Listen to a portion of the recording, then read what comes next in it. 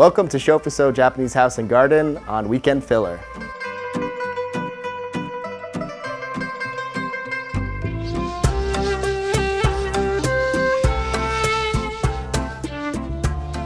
We're standing here at Shofuso Japanese House and Garden, located in West Fairmount Park in the Parkside neighborhood of West Philadelphia. The beauty of Shofuso is whatever you want it to be. You can come here and relax in the garden, you can bring a sketch pad and do some drawing. Some people come here with their kids to feed the koi fish. This is a magnificent space that doesn't exist really outside of Japan, particularly the roof. It's a style of hinoki bark that is actually hand-laid, about 30 layers at the peak of the roof. And it's only done by about 100 living craftspeople in Japan. Part of Shofuso's mystique is that it does mean so many things to so many people. The house itself was actually built for a special exhibit at the Museum of Modern Art in New York City in 1954. It was there in the Sculpture Garden in Midtown Manhattan for 2 seasons. And then the Rockefeller Foundation actually paid for it to come here to Philadelphia in 1958. Unfortunately, the city of Philadelphia, for the first several decades that the house was here, had very few resources to devote to its upkeep. It wasn't until the bicentennial in 1976 when a group of concerned citizens came together to fundraise for the restoration of this space.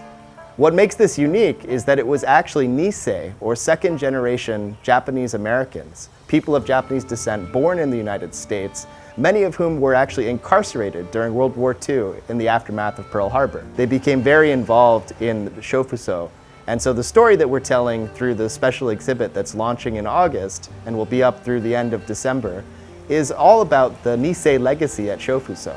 We're calling the exhibit Okairi, which means welcome home in Japanese. Although Shofuso was actually designed as a 17th century temple guest house, the fact that it was made in the 1950s make it a fully functioning space, and we've used it for many different types of exhibitions, including the permanent exhibition of the Hiroshi Senju murals of the waterfall.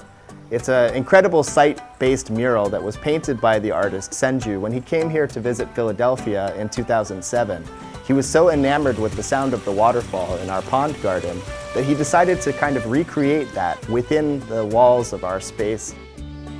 We're very lucky to have Sandy Polyakov as our head gardener, planting some local plants and trees, giving it that local flavor that really makes it a place-based piece of art. So one of the most important events for Japanese Buddhism is the Obon Festival. Every year it's around the same time on the 2nd and 3rd weekend of August. It's similar to Dia de los Muertos in terms of being where the spirits of our departed ancestors. It's very celebratory in nature. We have synchronized dancing and taiko drumming. There are food vendors. We'll even have a beer garden and some Japanese cultural vendors. Best part about it, it's a free event. The next weekend, we'll have a second ceremony to send the spirits back. It's a great time. You don't have to be Buddhist to participate, but it is one of the most important traditions within the Japanese Buddhist religion. My favorite spot in the entire garden is the tea garden. It's a space for quiet contemplation, and it was designed so that as you prepare to enter the tea room, you're totally mindful of every step that you take on the stepping stones. You know, for me as a Japanese American, growing up in the East Coast especially, there are so few Japanese cultural spaces. And it's really significant that we have someplace like Shofuso here in the city of Philadelphia. Come and visit us Wednesdays through Sundays from 11 to 5. Thank you everyone for joining us this afternoon at Shofuso Japanese House and Garden here on Weekend Filler. We look forward to welcoming you back to the House and Garden sometime soon.